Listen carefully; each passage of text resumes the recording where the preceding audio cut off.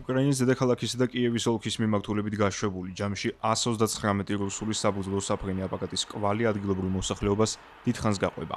მოქალაქეები იხსენებენ მომენტს, როდესაც გამოცხადდა საჰაერო განგაში და ცნობილი გახდა, რომ მათი ადგილსამყოფელი მორიგ ჯგრზე იქცა მოსკოვის სასტიკი იერიშების სამიზნედ.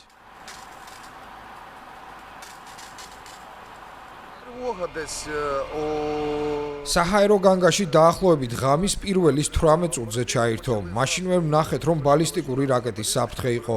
სწრაფად გავეცით მითითება და საერთო ჩატშიც დავწერეთ, რომ ყველას დაუყოვნებლივ უნდა დაეტოვებინა ტერიტორია და თავშესაფარში გადასულიყო. ყველა გაიქცა, მე კი ყველას ვაბრუნებდი, რომ ზურგჩანთების წამოსაღებად უკან არ დაბრუნებულიყვნენ. ყველამ ძალიან კარგად ვიცით, რომ ასე დროს ეს ყველაზე მნიშვნელოვანი წესია. შემდეგ ყველანი თავშესაფარში ჩავედით, დაახლოებით ღამის 12-ის ნახევარზე ძალიან ძლიერი, გამაყრუებელი აფეთქებების ხმა გაისმა. ისეთი შეგრძნება იყო, თითქოს აფეთქებები პირდაპირ ჩვენს გვერდით, ან სულაც თავად საწყობში ხდებოდა. Таке відчуття, ніби щось поруч або навіть склад. სამოქალაქო დანიშნულების საწყობების გარდა რუსულმა საოკუპაციო არმიამ შეუტია პარკინგზე განლაგებულ სატვირთო მანქანებსაც. აფეთქების დროს სატვირთოს კაბინაში ვიყავით. აფეთქების შემდეგ ჩვენი სატვირთო ცეცხლის ალში გაეხვა, ახლოს მდგომ მეორე სატვირთოსაც ცეცხლი მოედო. სასწრაფოდ გადმოვედით მანქანიდან, საბუთების ან სხვა ნივთების წამოღებაც კი ვერ მოვასწარით. მხოლოდ ერთი ჩანთა ტანსაცმელი გამოვიტანეთ და ეგ იყო. შემდეგ სატვირთოს მოვშორდით. მინდოდა საბუთების გამოტანა მეცადა, მაგრამ ზურგი დამეწვა, უბრალოდ დრო აღარ ვქონდა. მანქანიდან გადმოვედით და გავიქეცით. ვერ ვიჯერებდი რაც მოხდა. კიევშიც ვიყავი ნამყოფი და აფეთქებების ხმაც მქონდა გაგონილი, მაგრამ დღევანდელს ვერაფერი შეედრებოდა.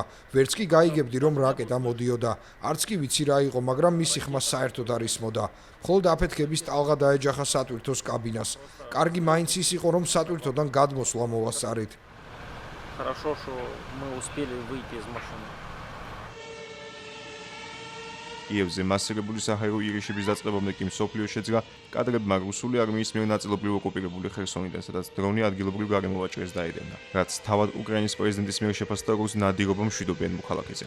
კადრებში გამოჩნდა, რომ უპილოტო საფრენი აპარატისგან გაქცევა მამაკაცმა ვერ მოახერხა და დრონი აფეთქდა, თუმცა როგორც მოგვიანებით გაირკვა, გარემოვაჭრე გადარჩა და ის სამედიცინო დაწესებულებაში დამწვრობით და სხვადასხვა სახის დაზიანებით გადაიყვანეს.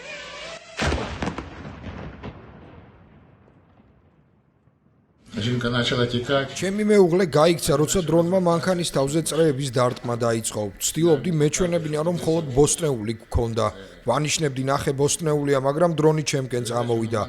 ვცდილობდი გავრიდებოდი და თან ვანიშნებდი, რომ არაფერი მქონდა. ჩემმა მეუღლემ შორს გაქცევა მოახერხა და ყვირო და იურა გაიქეცი. მაგრამ სად უნდა გავქცეულიყავი? ირგვლივ მხოლოდ სტეპი იყო. დასამალი არსად იყო ბუნკერისკენ, ამაზე ფიქრიც კი ვერ მოვასწარე. მართლა საშინელი იყო, ნამდვილად საშინელი.